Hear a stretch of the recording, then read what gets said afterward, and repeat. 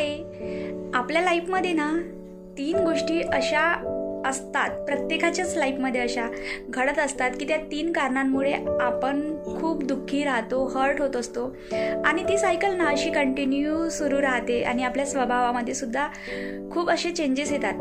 तर पहिली गोष्ट म्हणजे किंवा पहिला कारणही म्हणू शकतो आपण अशा व्यक्तीला इतकं टाईम देतो, इतकी काळजीपूर्वक वागतो ना की तो व्यक्ती ना टोटली आपल्याबद्दल केअरलेस असतो. दुसरी गोष्ट म्हणजे अशी की समोरच्या माणसाला ना आपण इतकं अटेन्शन देतो की त्या माणसाजवळ आपल्यासाठी काहीही टाईम नसतो.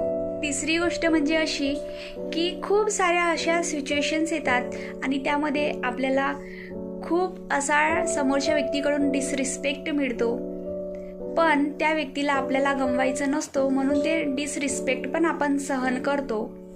सो अशा काही 3 कारण